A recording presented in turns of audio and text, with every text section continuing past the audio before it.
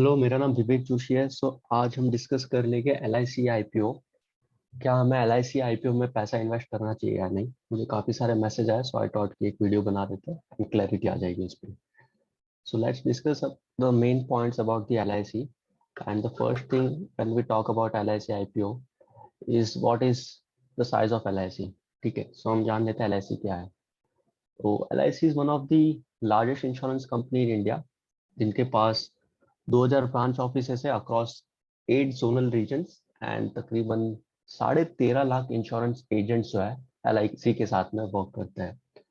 अगर आपको इंडिया के बारे में पता लगाना है, सो आई थिंक इंडिया में 27 से 28 लाख एजेंट्स है जो इंश्योरेंस इंडस्ट्री में वर्क करते हैं, एंड उसमें से तकरीबन 13.5 लाख एजेंट्स जो है वो LIC के साथ काम करते हैं। तो तकरीबन of all the agents in India, तकरीबन 50% जो एजेंट्स है वो LIC के साथ में काम करते हैं, जो कि बहुत बड़ी बात हो जाती है। Let's look at some other interesting facts. Who owns the LIC। So LIC जो है वो इंडिया की एक पब्लिक सेक्टर कॉरपोरेशन है, एंड हमेशा पब्लिक सेक्टर कॉरपोरेशन का जो ओनर होता है इंडिया में इज प्रेसिडेंट ऑफ इंडिया। ठीक है, so LIC, Coal India and ONGC, these are the public sector undertakings as well as corporations, and इन सारे के ओनर्स जो होते हैं वो प्रेसिडेंट ऑफ इंडिया होते हैं। हिस्टोरिकली अगर हम बात करें तो LIC कैसे फॉर्म हुई थी। LIC 1956 में तकरीबन 245 कंपनीज को कंबाइन करके मर्ज करके फॉर्म की गई थी, एंड उस समय में तकरीबन 5 करोड़ रुपए गवर्नमेंट ऑफ इंडिया ने LIC में इन्वेस्ट किए थे। एंड आज के तारीख में गवर्नमेंट ऑफ इंडिया जो है वो 100% ओनर ऑफ द कंपनी है in LIC। Let's look at some of the other interesting facts. LIC is the largest insurance of India, और अगर पूरे वर्ल्ड की बात करें तो it is fifth largest insurance of the world.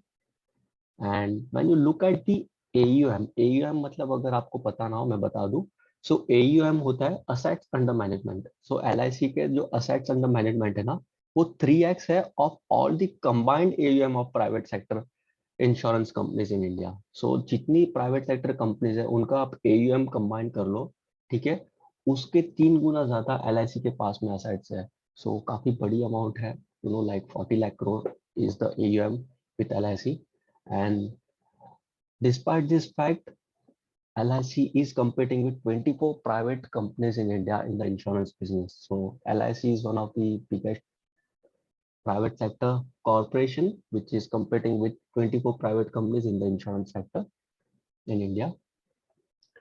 Valuation की बात कर लेते हैं। जब भी हम कोई चीज का IPO का या किसी कंपनी के फाइनेंशियल्स के बारे में बात करते हैं, whether we should invest in this particular company or not, हम हमेशा वैल्यूएशन डिस्कस करते हैं। सो वैल्यूएशन वाइज हम देख लेते हैं क्या वैल्यूएशन है LIC का कंपेयर टू इट्स पेयर्स, उसके भाई बंधु जैसे HDFC life insurance, SBI life insurance, ICICI prudential and max. ठीक है, सो LIC का अगर आप प्राइस टू एम्बेडेड वैल्यू देखो, सो जिनको नहीं पता है what is embedded value is I think your present value of future profits. ठीक है, and it's adjusted to net assets value. So बहुत complicated term है, actuary में use किया जाता है। So if you are not from finance world, I'll suggest you कि आप embedded value का एक basic Google search कर ले, आपको clarity आ जाएगी। So usually आपको simplify करके मैं बता दूं, usually insurance companies जो होती है वो price to embedded value पे value की जाती है, and जितना कम आपका price to embedded value हो उतना better होता है। ठीक है, so LIC का जो प्राइस टू एम्बेडेड वैल्यू है अभी फिलहाल कम किया गया है। आई थिंक इससे 2 महीने पहले LIC का प्राइस टू एम्बेडेड वैल्यू काफी ज्यादा था, समथिंग 2 और 3 के रेंज में। And after this Ukraine war and the volatility in the market, government of India ने डिसाइड किया कि वैल्यूएशन थोड़ा IPO का जो है वो रिड्यूस किया जाए, और उसके वजह से प्राइस टू एम्बेडेड वैल्यू जो है वो भी काफी बेहतरीन रिड्यूस हुए, which is 1.11 as of now, compared to HDFC Life, which is having 4.05 price to embedded value, and SBI Life Insurance, which is having 3.10 price to embedded value. So LIC is definitely standing strong on the valuation part जब हम price to embedded value की बात करते थे। Next part है market capitalisation, tentatively 7 to 9 lakh crore का LIC का market capitalisation होगा जिस दिन ये कंपनी लिस्ट होगी मार्केट में. Okay, this is tentative figure, it may change when the company is going to list. And when you look at HDFC life and SBI life, उनका market cap आज के तारीख में 2 लाख करोड़ के नीचे है. This two are already listed players, HDFC life and SBI life insurance. P ratio wise LIC थोड़ी सी प्रीमियम वैल्यूएशन पे ट्रेड करती है, बट मैंने आपको पहले भी बताया जो इंश्योरेंस कंपनी होती है usually this are valued on embedded value and VNB margins, persistency ratio, the expense cost and the other things जो हम नेक्स्ट स्लाइड में देख लेंगे. सो पी रेशो में LIC तकरीबन 130 टाइम्स पे ट्रेड करने वाला है, which is on traditional metrics पे. अगर आप देखो ट्रेडिशनल वैल्यू वाइज डेफिनेटली बहुत प्रीमियम वैल्यूएशन पे कंपनी लिस्ट होने वाली है. So this is one of the negative points over here. And when you look at the HDFC life and SBI life insurance, उनका P ratio something 70 to 80x है, which is lesser than LIC. एंड VNB margin होता है एक value of new business margin. LIC का VNB भी काफी कम है, it's something 9.30% as per my knowledge, which is lower than HDFC Life and SBI Life of 20%. So VNB margin, value of new business margin usually ज्यादा होना चाहिए. इसको आप ऐसे कोरिलेट कर सकते हो, जो भी बिजनेस में आप हो, आपका जो मार्जिन जितना ज्यादा होगा उतना प्रॉफिट होगा. सो LIC का VNB मार्जिन जो है वो ज्यादा नहीं है, कम है यहाँ पे. So it is again one of the negative factors compare to the private insurance company. And यहाँ पे हमने राइट हैंड साइड पे स्क्रीन पे देखा है, वैल्यूएशन कंपैरिजन किया है with the global as well as the Indian insurance players. Let's move to the next part, which is the key metrics. And when we look at the key metrics, AUM, assets under management जो होता है LIC का तकरीबन 40 लाख करोड़ के आसपास है, 39,55,000 crores. SBI Life is having 2,40,000 crores, HDFC Life 1,90,000 crores and ICICI Prudential 1,80,000 crores का asset under management है. LIC का कमीशन रेशो काफी ज्यादा है कंपेयर टू इट्स पेयर, उसके वजह से उसका प्रॉफिट मार्जिन कम हो जाता है.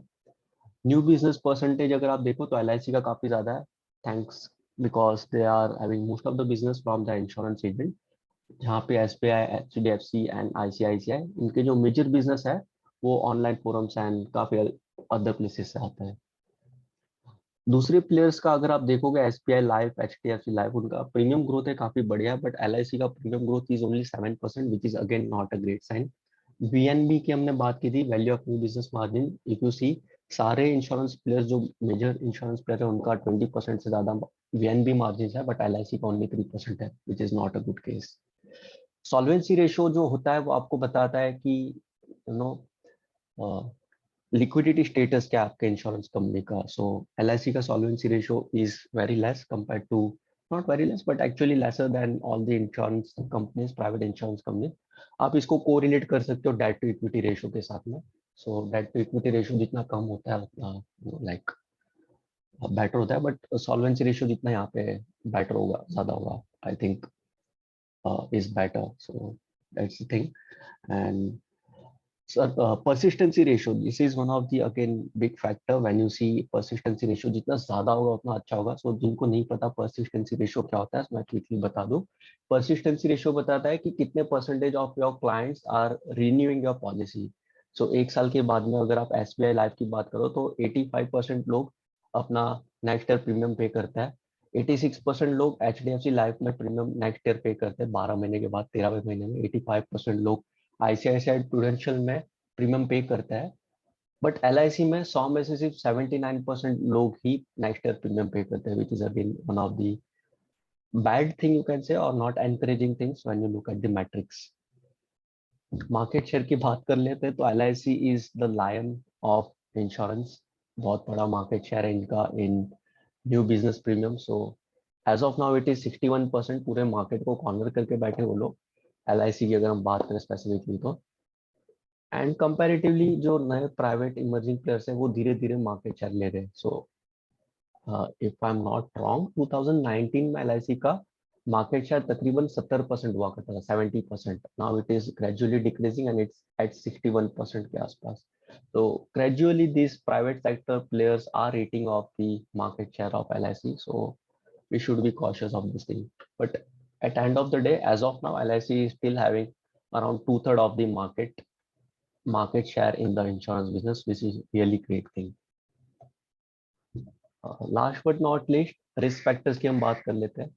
कोई भी आईपीओ आता है हम रिस्क फैक्टर्स देख लेते हैं, तो आपको पता ही हो गया by now, it is I think सबको पता होगा रिस्क फैक्टर्स क्या क्या एलआईसी में। This is one of the most overlook factor, जो मैक्रो डेटा होता है वो मैं बता दूं।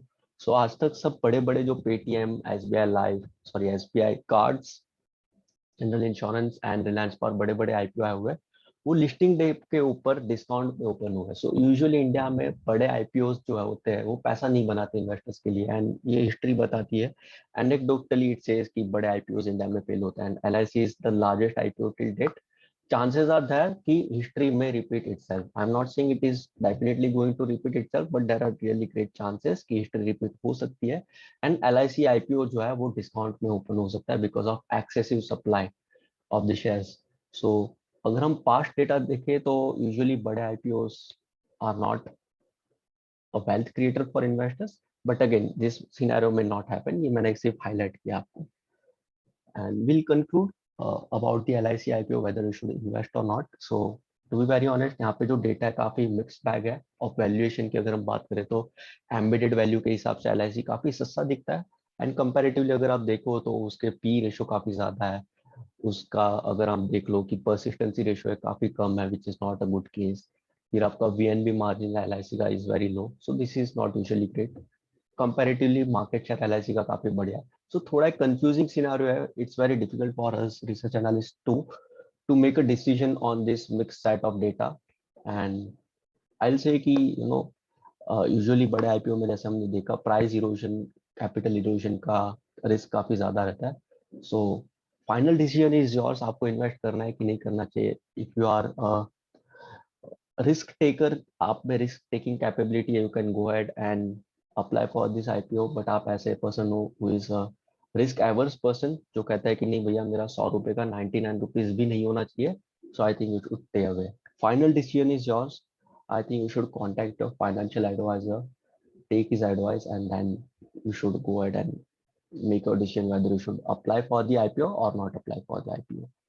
With that, I think we can conclude. Thank you very much for listening to me with patience. मेरा नाम विवेक जोशी है. Goodbye. Take care.